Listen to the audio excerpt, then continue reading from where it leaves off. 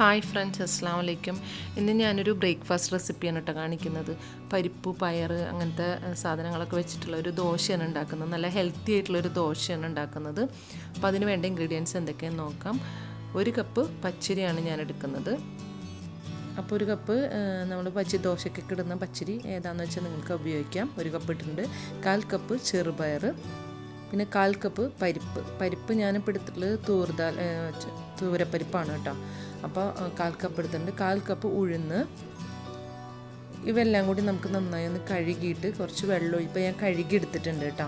കഴുകിയിട്ട് നല്ല വെള്ളം ഒഴിച്ചിട്ട് നമുക്കിതൊന്ന് ഒരു 4-5 മണിക്കൂർ നമുക്കിതൊന്ന് സോക്ക് ചെയ്യാൻ വേണ്ടി വെക്കാം. അപ്പോൾ അത് കുറച്ച് വെള്ളം ഒഴിച്ച് നമുക്കിതൊന്ന് മൂടി മാറ്റി വയ്ക്കാം. പിന്നെ വേണ്ടത് ഓട്സാണ്. അതൊരു 1/4 കപ്പ് ഓട്സ് എടുത്തിട്ടുണ്ട്. അതൊരു സെപ്പറേറ്റ് വേറൊരു പാത്രത്തിൽ നമുക്ക് എടുക്കാം. അപ്പോൾ ഓട്സ് നമുക്ക് നല്ല വെള്ളം തന്നെ ഒഴിച്ചിട്ട് കുതിർത്ത് വെക്കാം കേട്ടോ.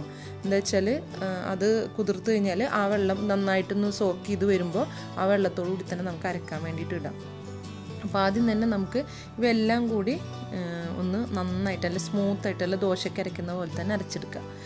അപ്പോൾ അതേപോലെ തന്നെ ഉള്ളൂ. ഉഴുന്നും അരിയും ഒക്കെ അരക്കുന്നതിന് പകരം നമുക്കത് പയർവർഗ്ഗങ്ങളും കൂടി ചേർത്ത് അപ്പോൾ കുട്ടികൾക്കാണെങ്കിലും കൊടുക്കുമ്പോൾ നല്ല ഹെൽത്തി ആയിട്ടുള്ള നല്ലൊരു ദോശയായിട്ട് കിട്ടും. നല്ല ടേസ്റ്റ് ആട്ടോ. അതിന് പ്രത്യേകിച്ച് ടേസ്റ്റ് വ്യത്യാസം ഒന്നും തോന്നുന്നില്ല നമുക്ക് ഉണ്ടാക്കുമ്പോൾ. അപ്പോൾ നമുക്കത് ദോശയ്ക്ക് അരച്ചെടുക്കുന്ന അതേ ഒരു തിക്നെസ്സിൽ തന്നെ അരച്ചെടുക്കാം. ഇപ്പോൾ നന്നായി ഒന്ന് നല്ല നൈസായിട്ട് അരച്ചെടുത്തിട്ടുണ്ട്. അത് നമുക്കൊരു പാത്രത്തിലേക്ക് മാറ്റാം. അതുപോലെ നമുക്ക് കുറേശ്ശെ എല്ലാം ഒന്ന് അരച്ചെടുക്കാം.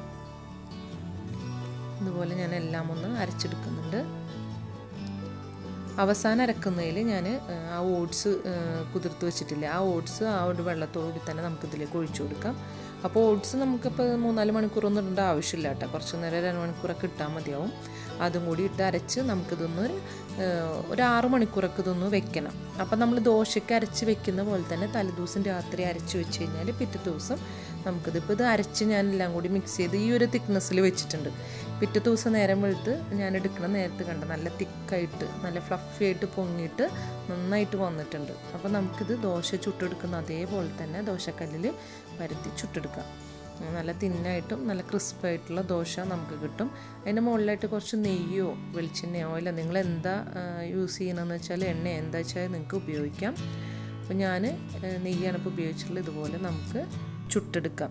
അപ്പോൾ ഉണ്ടാക്കാത്തവർ തീർച്ചയായും ഒന്ന് ട്രൈ ചെയ്ത് നോക്കിയിട്ട് അഭിപ്രായങ്ങൾ കമൻസിൽ അറിയിക്കുക കേട്ടോ. ഇത് ടൊമാറ്റോ ചട്നിയുടെ കൂടെ ഏത് ചട്നിയുടെ കൂടെയും സാമ്പാറിൻ്റെ കൂടെയൊക്കെ നല്ലൊരു ടേസ്റ്റാണ്. സാധാ ദോശ കഴിക്കുന്ന അതേപോലെ തന്നെയാണ് ഇത് തോന്നുക. അപ്പോൾ എല്ലാവരും ഒന്ന് ട്രൈ ചെയ്ത് നോക്കുക. ഇൻഷാ അല്ലാഹ് അടുത്തൊരു വീഡിയോ ആയിട്ട് വീണ്ടും വരാം. Thank you.